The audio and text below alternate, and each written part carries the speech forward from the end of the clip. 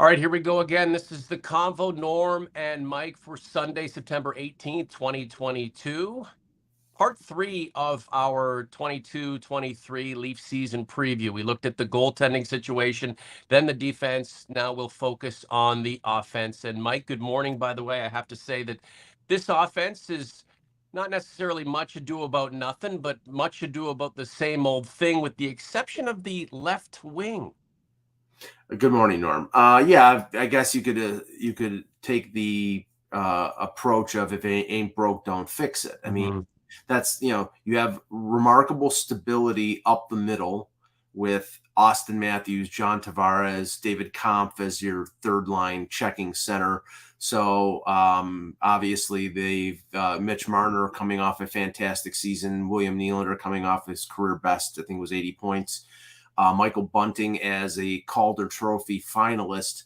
Alex Kerfoot had an excellent year playing with Tavares and Marner most of the time. So your top six is pretty much a lock etched in stone. And the interesting thing will be the battles in training camp for, third line, fourth line positions, and whether a young kid like Nick Robertson makes enough of an impression to sort of crack that top six. Because I do believe that he's meant to be as part of a scoring role. He is not a guy who I think fits into a checking role or a fourth line role.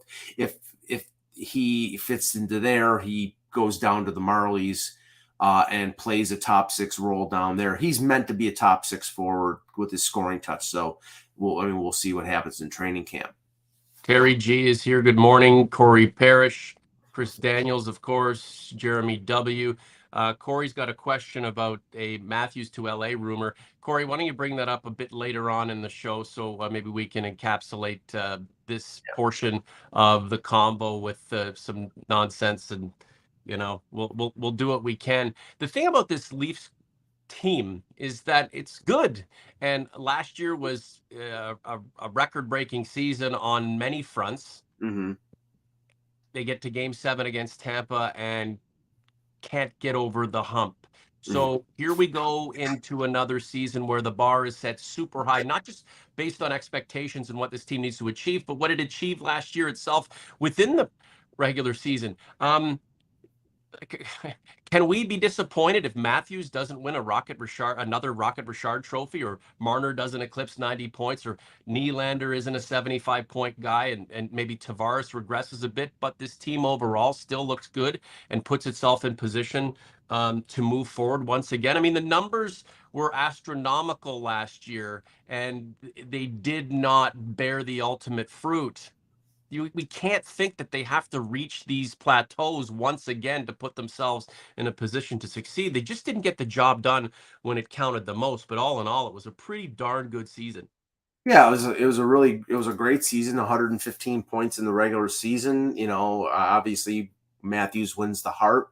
Marner has almost 100 points, 35 goals. I don't think people would have thought Marner was going to score 35 goals, and he worked on his shot, and he, is, I think, a much more complete player. Tavares at a point per game for a second line center, that's fantastic. I don't care what he's making. That's when you have a number one center like Matthews playing, 20 plus minutes, and Tavares is playing a little less, and he's playing with lesser wingers, he's going to have less points. But and obviously Nylander with 34 goals. You can't look. I don't think it's not reasonable for fans to look at it that way. That Matthews has got to reach 60 goals again. No, it really matters what's going to happen in the playoffs and the overall. I think the overall thing with this team right now is going to be less on, are we going to score the second most amount of goals in the league? And as we've talked about, be a much more complete two-way team. Now, you're going to need scoring. You're going to need Matthews to produce offensively. You need Marner, Nylander, Tavares. You're going to need more secondary scoring, but you're also going to need this team to play better defensively. And I think, as we talked about in the first two shows of the season, the defense is better, more experienced. The goaltending is the big question mark, but I believe it's better. especially if you take the combo of Murray and Samsonov and assume that there's health there as opposed to Campbell and Mrazek. So overall, I mean, they don't need Matthews to score 60, but they probably need him to score 45 to 50. Yep. And they need, I think, more sort of depth throughout the lineup. And I do think that Kyle Dubas was adequate in replacing what he lost last year in Ilya Mikheyev in free agency with the additions that he did make over the summer.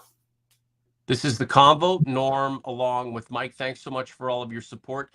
This is our third show back for the new season, and it's been pretty overwhelming. Your return along with us means very much, not only on the podcast platform through YouTube, but all of the podcast platforms that you can listen to, Apple, Google, you name it. It means a lot to us and really catapults us forward. Leafs Convo poll from about 2 weeks ago when we relaunched the show, and we talked about the Leafs completely overhauled goaltending situation. The question: how would you use Murray and Samsonov? 150 votes. 53% of respondents, Mike, are beloved and adored and appreciated converts and OGs, say split the tandem. Never mind going with Murray as the 1A or Samsonov as the 1A or trying to figure out who's going to be number one and then go with that individual. Split the tandem. Does that even make any sense? Or does it? I think so. I think it does, but I don't think that that's what they're going to. I think it's going to be a little bit of a modified split. I think it's going to be sort of 50 for Murray and 32 for Samsonov. And, I mean, take into consideration the load management situation. If, Murray has some flare up of something, that Samsonov may get more work and it might end up being 41 and 41. But I think Samsonov is going to play a significant amount of games because they want to limit the wear and tear on Murray during the regular season and have him available for the playoffs when he has thrived in his career with Pittsburgh. He never made the playoffs with Ottawa.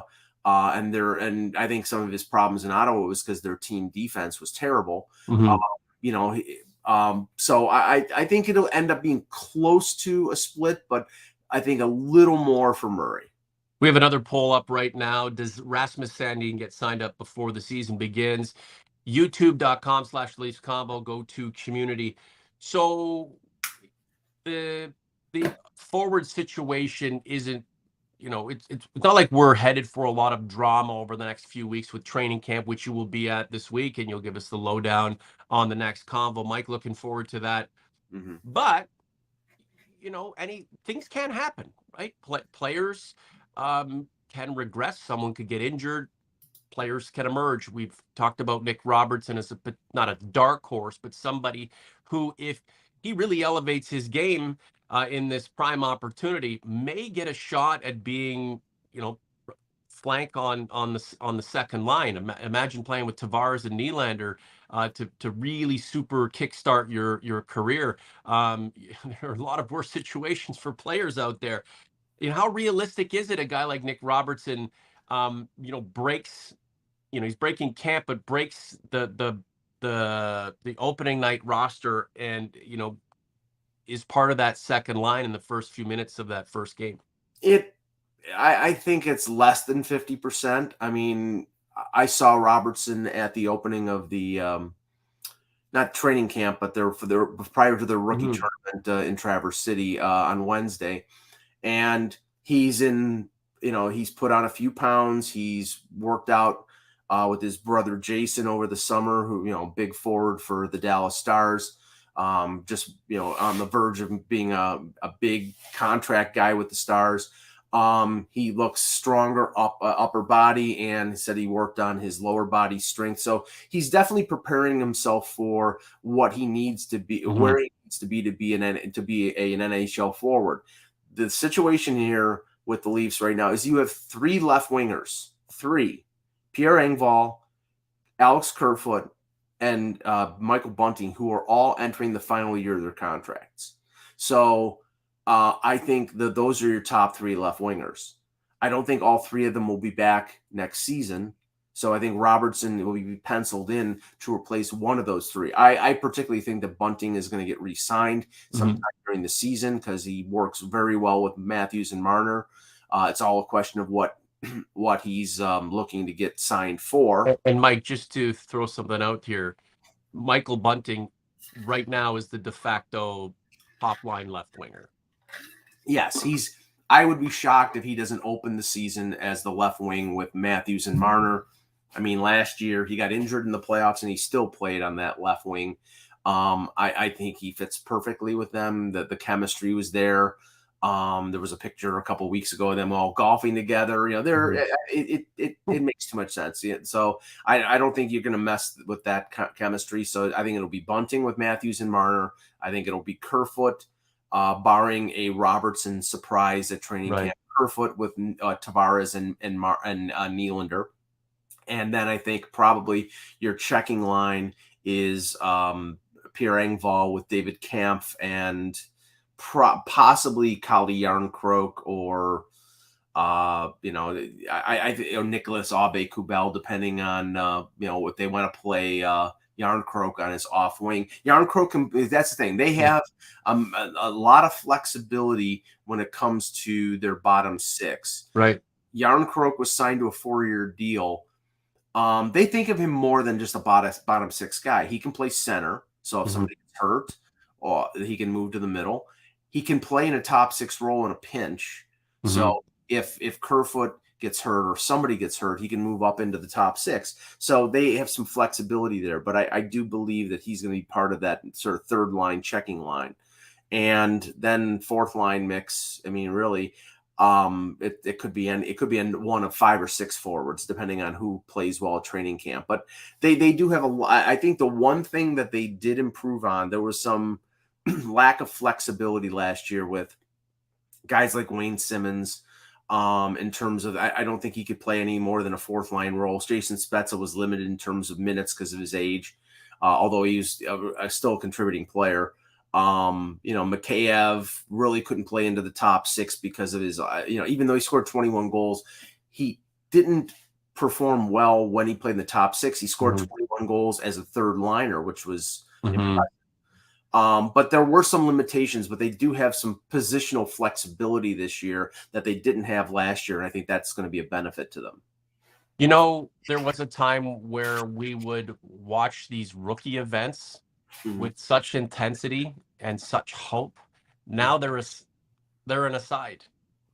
Like, I'm saying, the intense Leaf fan will watch it just out of curiosity and see who's doing what. But the Leafs Nation isn't viewing these things like, this is but isn't that Bourne will be a superstar that will save this team here and now. These are guys that we're hoping will contribute to the team down the line and in a evolutionary cerebral way when the time is right. We're talking about a forward group that's set the world on fire last year, and we're expecting something similar, but they don't have to reach these heights. Aside from not winning in any kind of playoff round or having any playoff success since forever, things are going really well. All that really needs to happen now is this playoff success. And again, the team's in pretty darn good shape to finally make it happen. Austin Matthews was on record as saying that, look, or just reminding people that, some organizations needed longer than others to succeed, Washington, Tampa Bay. And he believes the Leafs are not only, built in that mold, but maybe on that same trajectory. So, one failure after another may lead to success at some point. And, why not this season to come? Well, I'm touching on the rookie tournament thing first. We could go back to 2016 and have Matthews and Marner at the rookie tournament I don't know if it was in London that year. But different teams are at different stages of their maturation. It's like, okay, great. Montreal's is blowing people away with Yuri Slafkovsky at the rookie tournament in Buffalo, but they're the worst team in the league. So, it's great to have impressive guys at the rookie tournament who are going to make the NHL. But right now, the Leafs, I mean, the thing that's encouraging about about what they have at the rookie tournament is players that could and may be in the NHL in 2 years, because right now you've got a veteran team. You've got a number of potential players that, like Robertson, who we discussed, like Nick Aberzies, who played some games at the end of the year for the Leafs last year. A guy like a behemoth like Curtis Douglas, who was a Dallas draft pick, who played in the AHL, earned an NHL contract. He's 6'9" and had a really good year in the American Hockey League. And because of his size, and he's not like a terrible skater, he might be in the mix in the NHL in a year or two, because the team doesn't have a lot of size on it. So I think there are things that you can look forward to with the rookie tournament, but it's just not it's not instant gratification. It's going to take a year or two for these guys to either mature in the American Hockey League or in Europe or wherever they play before they make an impact at the NHL level. But you do know that you see, like, for example, 3 left wingers entering the final year of their contract, and you know that this team can't sign all 3 of them. So one of them is probably going to go. If it's my bet, it's probably going to be Kerfoot. They'll re-sign Bunting. Maybe they'll re-sign Engvall. But, they need the engine to keep going. They need everything to recycle and for players to step in and replace the ones that leave. And you can't do that every year free agency. Well, when you're running an organization, you're trying to button up the past, mind the present, and plan for the future. It's all part of the process. And I guess we have to continue to put our faith in Kyle Dubas. He's done us generally right. No, nobody's perfect, as they say. And, you bring up Alex Kerfoot as the guy who they probably won't re-sign. So wouldn't it make a lot of sense for Nick Robertson to come out gangbusters, set the world on fire, earn that left wing spot on the second line, so that frees up Kyle Dubas to make a change for the present and potentially deal Kerfoot, opening up some room, maybe recouping something that'll augment or improve the team in another area? It's possible, and I know that's the most popular potential theory of armchair general managers out there. I just don't think that. I do not have an armchair right now. I'm sitting on a very uncomfortable seat, folding chair. I just don't think that that's the way they're going to go, because this team is built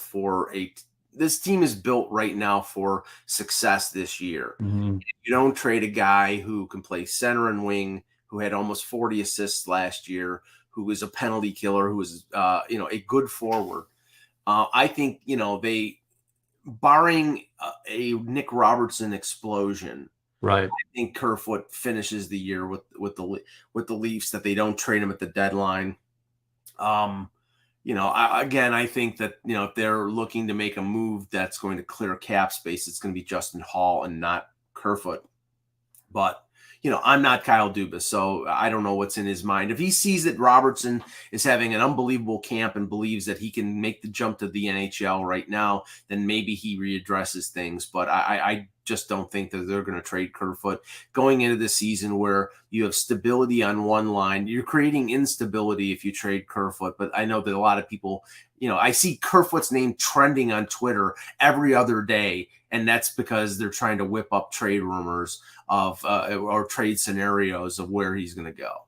Well, of course, because Kyle Dubas does consult social media on a daily basis to get ideas for what he may do next. Mike, it's super obvious, isn't it? OG's Converts, if you have a question for us that's good and legitimate and something that Mike and I can chew on for a little bit, hit us with it now. I'm trying to go back in the timeline, and there were so many comments that I may have missed something that I wanted to use. So ask it again. Chris Daniels was asking about the potential of putting Nylander on the third line, spreading out the scoring throughout the top 3, and then just going crazy as a checking line with the the bottom six. Does again, is Nylander as ingrained in the second line and is historically part of that group as Matthews and Marner would be on the first line? I mean, they did that at times last year. If you remember, I believe they used Mikheyev alongside Kerfoot and Tavares and moved Nylander down with Kampf and Kasha.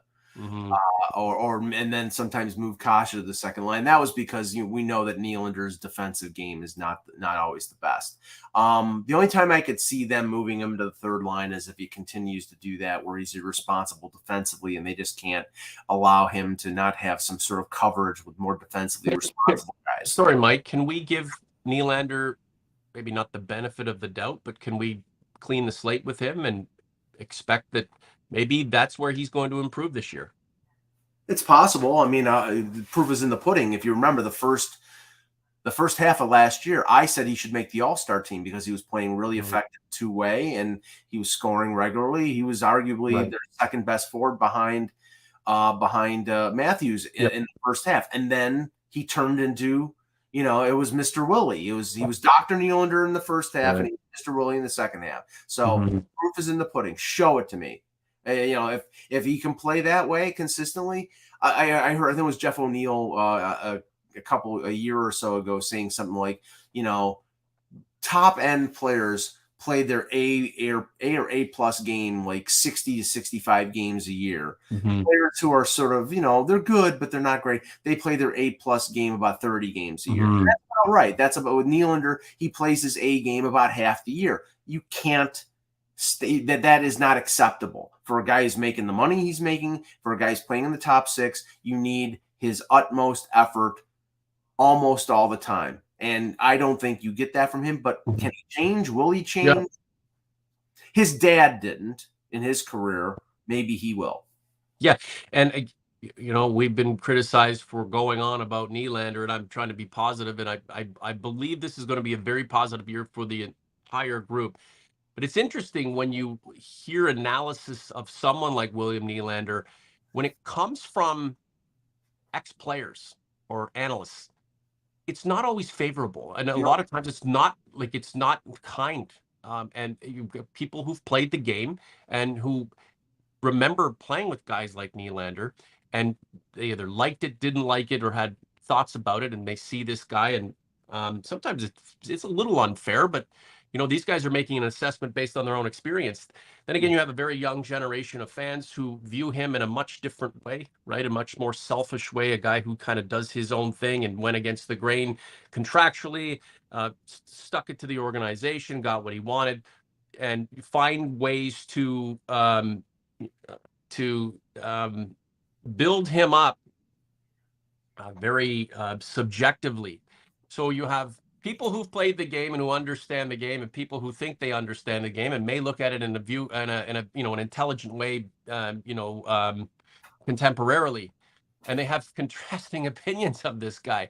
Bottom line, he's a really phenomenal player who can give more in other aspects, and as this team evolves, as guys like Matthews and Marner and the rest of them want to raise their games, not just necessarily statistically but overall to reach that next level. Hopefully William Nylander's looking at it like, where I lack, I can improve, and that my improvement will lend to the overall team's improvement, because at the end of the day, these guys are super skilled superstars, but they still leave that one thing to be desired, and that's playoff success. And really at this point, it's a little bit here, a little bit there, that may make the difference in the end. Last few words, Mike, and we'll get out of here.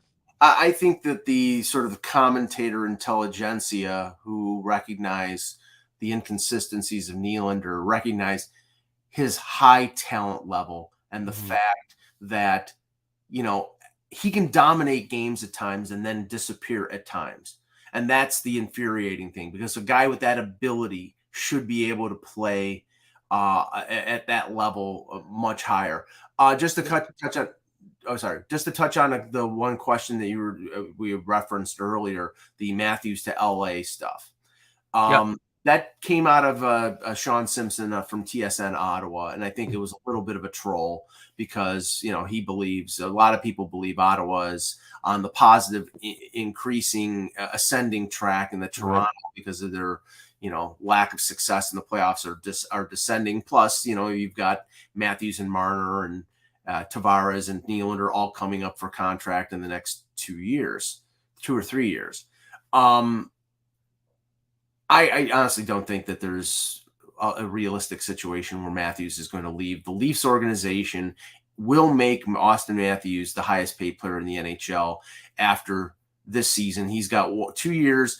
And the interesting thing about Matthews is, and I pointed this out when I responded to Sean, is the fact that Matthews has a no-move clause beginning on July 1st of next summer. And that would last him the last year of his contract going into free agency, which is what happened with John Tavares in New York. I believe that they will put the full court press on signing him to the 8-year extension before July 1st of next year. Right. And if they get resistance, if they say, "Oh, we'll talk about it during the year," then they have to take the attitude that Calgary did with Matthew Tkachuk. We know that there's a possibility he's going to leave, and we can't, as an organization, risk him leaving for nothing. So if he doesn't sign by July 1st, then you're going to start hearing, or if he doesn't sign by like the middle of June, then you might start hearing Matthews trade rumors. Do I think that that's going to happen? No, I don't. Yeah. I think they're going to sign him to an 8-year max deal. I think he's going to probably make $13-14 million and be the highest paid player in the NHL, and he deserves it. And I think he's going to be the future captain of this team. I think he's going to end up breaking Matt Sundin's scoring records, all that stuff. Why not? So I right now, of course, this is, you got everybody out there enjoying the troll job that they can throw at the Leafs and Leafs fans and their insecurities. And just take it for what it is. Is this what these idiot reporters do now, just to get attention? Who's the guy in Montreal that made the comment about Alejandro Kirk being fat and how him having a role of prominence is not a good thing? Showing off somebody who's a little portly. Like I don't know who that guy was, but I'm sure. This is why I stay off Twitter. Like it's a regret. It's just like a toilet bowl. It sucks, man. Like people just yap, and like people want negative attention now. And that's crazy. Back in the days, I didn't mean to say that. Now they're looking for the negative attention.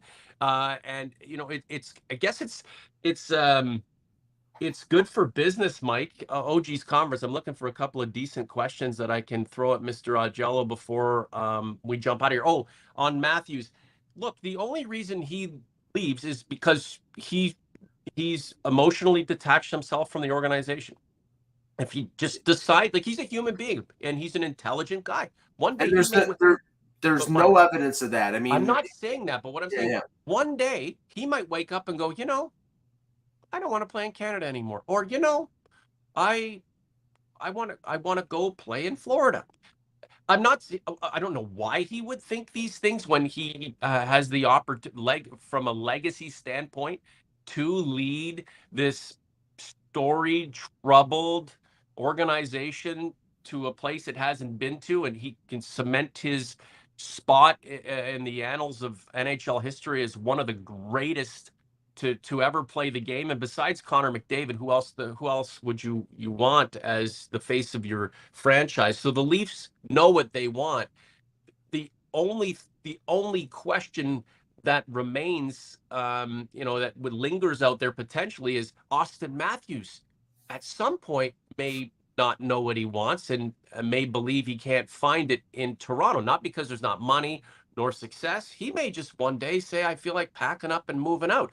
That's slim. It's slim chance, and you hope we don't get to that stage. But the idea of him just wanting to go somewhere else for no reason other than just making a change, I'm not saying it can't happen, but I mean, the ingredients are right in Toronto, as long as the organization is in a position to compete and try to win a championship, and it will. Austin Matthews has no real reason to leave other than he just wakes up one day and has an epiphany and he believes it's time to get out, and the chances of that are pretty slim. You respond to that while I look for one or two questions, and then we'll end the show, because Well, I need some contributions from the OGs here. Well, the other scenario that I've heard is, because a lot of people criticize the Leafs about not getting him on the 8-year contract when they paid him almost $12 million or $11.634 million, that he might sign another 5-year deal that would take him to age, I think, 32, which would leave him with another kick at the can in terms of a long-term deal. I wouldn't have a problem with that. I mean, ideally, I think the Leafs would love to get him signed for 8 years, but if that's the way he wants to go, and that's for economic purposes, right?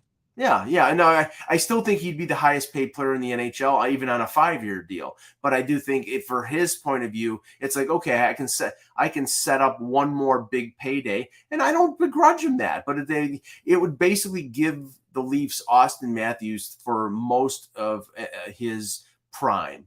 And I don't think he would sign an 8-year deal at age 32. Maybe that's the type of deal that it would take, and they would defer money or spread it out over 8 years. But that's one scenario. But I think Leaf fans right now are worrying about something that they have no control over, and I don't think that the organization is sort of sleeping on this. I'm sure that they have, lines of communication open with Judd Moldaver, who is his agent, and they've communicated to him, we want you for the rest of your career. We want you to, be the future captain after Tavares retires, or maybe there's a peaceful transition from Tavares to Matthews a couple years down the line. I mean, whatever. I mean, I just think that that there is no reason, and he has been very complimentary of the Leaf organization. So I don't think that there's any reason to suspect that he's going to leave. But, of course, other teams thought that Matthew Tkachuk would be a lifetime flame or whatever. So we'll see. Well, there's always going to be unease regarding the team's future when in the present the team has no success to boast about. And we all know that this organization, this team led by number 34, generating some playoff success, potentially a championship, makes this conversation a lot easier. It makes the fans, it makes the people who work at 40 Bay, people like us, a lot more confident about the team we love and represent, when we can say, the grass isn't greener on the other side, because it's greenest here, and we have the proof because we just accomplished that, right? So that always lingers, Mike. That's always out there. And what I'm saying about Matthews is, he's really going to have to get to a point where he feels like he's exhausted every opportunity to win here, because it's not about the money, it's not about the accolades, it's not about the spotlight. It'll be about winning. I just don't see how in this process going forward, especially if they want to spend all this money on him and make him the highest paid guy and make him the focal point, why they would look at the rest of the organization and say, well, Austin, we want to pay you and make you the guy, but we can't always guarantee we're going to provide you with, surround you with a winner. I think the Leafs are in it to win it. They just haven't won it yet. Yeah, OG's comments, I love you to death. I just haven't seen anything I really want to highlight here. A question about John Tavares taking a haircut on salary or something like that. But at this point, I don't really know how that plays into. Yeah, he can't. What's going on right now. It's a guaranteed contract. He's making $11 million in the next 3 years. He can't. Right. So, the one thing, there's some Rasmus Sandin talk in the chat. I just say that, again, look at and I think we illustrated this last week, but I think the point is very poignant. Look at the age on the Leafs defense right now. I think their defense is really good this year, but you've got they got to keep the pipeline right. You've got Brody. you got Brody, you've got Muzzin, you've got Hall, and you've got Giordano all over the age of 30. You've got 2 former first-round picks who are in their early 20s. You can't move either one of them. And if you do move Sandin, you're probably moving him for another defenseman who's of the similar age. Right. They have some promising young, and I wrote about this yesterday. They have some promising young prospects defensively in the organization. Topi Niemelä, who's over in Finland. There were 3 guys that I talked to. Ryan Hardy, the assistant GM of the Leafs, in Mikko Kokkonen and Axel Rendell, who are a pair of Finnish players who are going to play for the Marlies this year. But most importantly, William Villeneuve, who was a 4th-round pick 3 years ago, and he was a minus 52 in junior 3 years ago. Now was a plus 60 last year. Mm-hmm. Won a Memorial Cup with St. John. Has improved dramatically. He's a right-hand shot. So if he translates the improvements from junior to the Marlies this year, I think he's on a track to make the Leafs in a year or two. And that you need to bring up players within your organization on entry-level contracts to sort of defer on the other deals that you're paying $5 or $6 million on. So it's vastly important that this organization starts to churn out young players who are cheap at the very beginning. Mm-hmm. Past, present, future. The organization will outlast Austin Matthews and Rasmus Sandin. You get what you can from these guys now. You help maximize their abilities, help put them in a position to achieve greatness for themselves, which will lend to greatness for the organization. And then you do it all over again with another group of players. Sustainability is huge. Josh Lamer's the question I meant after JT's current deal is done. Do you think he would re-sign cheap?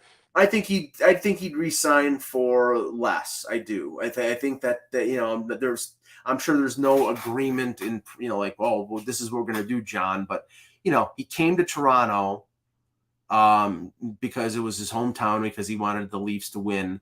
I can't imagine at age 34, 35, he's going to say, oh, sure, I'll go to Florida, or I'll go to – I think he wants to stay with Toronto, and I think he realizes that Matthews is going to be the highest paid player in the league. Marner's going to make a ton of money. They're going to have to add in other areas, and that he has made his money. He made $77 million on a 7-year. He has to still contribute too. The Leafs may look at him and say, this isn't a fit any longer, and that's pro sports. I'm not saying he's going to take a Jason Spezza $750,000 deal. He's going to probably make $5-6 million, but that's a representative amount. That's like what Joe Pavelski's making in Dallas. Right. Or made in San Jose. So, I mean, I think that's the likely path for Tavares. Yeah, and at this point, not something that we have to lament or labor over too much. Last one, Chris Daniels. Who will be the surprise player of the year? He says Abe Kubel from Colorado. He thinks he'll make it. I believe Chris is suggesting that he thinks this guy will surprise it and make a contribution that we all like. I think he'll make a contribution. Remember, he's $1 million player. He won a cup with Colorado. He played a few years in Philadelphia, and I know from my friends in Philadelphia, he's an excellent 3rd, 4th line guy. Do I expect anything more out of maybe 10 to 15 goals and him being a contributor on special teams? That's about it. I mean, I think he'll contribute as much as that, like Zach Aston Reese will when he signs. I do think that the guy who could contribute more is Järnkrok, because he's, like I said, he could play top 6, he could play 3rd line, he could play center, he could wing. I think he's got a lot of flexibility. So, he could be the replacement for Camp if they don't re-sign him, or Kerfoot, or whoever. But he's got a lot of flexibility, and he's had a good career. Hey, our comment leader today, O-Dog Chunk, he's just stirring it up in the chat. He's been going on about a million things, but I like what he's saying here. We should have kept Kadri. You need those kinds of players on your team. That ship sailed long ago, and his ship sailed right into Colorado, and he's sailing around with the Stanley Cup. Good for him. In a perfect world, you bet, O-Dog. You bet. But world ain't perfect. in a perfect world where he doesn't stab his own team in the back twice like he did in the playoffs, and then did it again with Colorado. That's way overboard, Mike. Well, He I just think stabbed honestly, team in the back. He he went nuts. He made he was mistakes selfish. twice, which sucked. He was selfish. He was stupid. He did the same. Okay, you could excuse it one time. He did it. He reacted. Then he did the same thing a second time. That's a psychological problem. We just think these guys and then he go did it and again. arbitrarily make these decisions. And then he did it again with Colorado when he hit Justin Falk in 2021. I'm sorry. I mean, look, okay, he went and sat with somebody and talked about these issues. He got over them, went to another organization, won a Stanley Cup, still did it. Money. And still did it. He went to a second organization and did it again. He did it. Now, last year, he kept his powder dry. He had a fantastic year. He did what he did in the playoffs. And don't tell me that the motivation of him getting a long-term deal wasn't there, because of course it was. He knew that if he would have done what he did one more time, he would have been playing for 1-year contracts. He got a 7-year contract out of Calgary. God bless him. I'm telling you right now, the only complaint that Leaf fans should have about Nazem Kadri is that they didn't get enough for him in the trade. Tyson Barrie, and that was screwed up by Mike Babcock screwing Tyson Barrie and asking him to play a defensive game when he's an offensive defenseman. That's the only issue, was that they didn't get enough for him. But in terms of should they have kept him, not a friggin' chance. Wow. No. You and I do not agree on ex-Leafs, right? I mean, you dislike Nigel Cadbury, and you also loathe Matt Sundin. Well, up until this point, the greatest Leaf of all time. Yes. Right. And the thing with Kadri, though, and I think O-Dog's going on about Kadri, the player of like that kind of player, not the guy who goes bananas and does these stupid things. Who he sorted it out, Mike. And it's funny. It's like, despite these issues, despite the hatred and the resentment that we have towards this guy for the predicament he put the Leafs in on back-to-back years, he got his Stanley Cup. Well, yeah. Right? He in the end, he won. He got his payday. Like a lot of ex-Leafs. Yeah, he got his payday. He got his long-term contract. He got a Stanley Cup. So, and I'm sure, like, when he did his parade around Toronto with the cup and telling everybody after the cup win, basically all his critics to go stick it. Okay, fine. But wouldn't you be jacked up? Like, would you have an about face in that moment? Like, or would you try to push past it? Right? I think Oh, no. Hey, if critics had unfairly criticized me for something that I did, and then I proved them wrong and told them to go pound salt. Right. Fine. The criticisms on Nazem Kadri were valid. And the fact that he did what he did twice in a row could not stand with the Leafs organization. They said, we can't abide by this. He stabbed us in the back twice. So, yeah, and O-Dog Chung, I may be a hater, but my vitriol is based on what I saw covering this team for a number of years. And the organization obviously agreed with me because they traded him with years of his contract. So you pound salt. Have fun. Mike is the oracle. You don't realize just how important this process is right here, right now. He is the oracle. When he thinks something, the thought resonates with the intelligentsia at 40 Bay, and they do what Mike wants them to do. Oh, yeah. They listen to me all the time. Kadri lacked discipline, but the league screwed the Leafs by banning him for the playoffs in those 2 years. Spike 10-1-1-1. I'm with Spike. He deserves. I mean, I'm sorry, but when remember, I believe the first one was suspended for 3 games. The second one, because he was a recidivist, he was suspended for I think it was 8. I think, or Oh, the rest of the first round. Yeah. So it's like, I mean, fool me once, shame on you. Fool me twice, shame on me. Mike is nothing compared to Eklund. Mike is Mike. Mike. Yeah. Mike Thanks, is Barry. Mike is everything to all of us. Mike, thank you very much for all your contributions. Your latest is at hockeybuzz.com, Yes, and it is. it's about what the Well, Yankees the blowing latest, a lead in the AL East. the yeah, okay. Yeah, get some pitching there. Keep throwing Kikuchi out there. That'll work. No, no, it'll be a Gosman, Manoah, and Stripling. Yeah, Cole, Cortez, and well, I don't know about Frankie. Frankie Montas he has shoulder problems, so I think he has a head problem because he can't pitch in New York. But we'll see. OG's Commerce, thanks so much for your contributions. Don't forget to like this post on YouTube, because that's what you have to do. Subscribe. Mike and I will be back weekly for weeks and months ahead as we follow the Maple Leaf season that we expect to be a successful one and lead up to another opportunity to finally get the job done in the playoffs. We're on every podcast platform you can think of.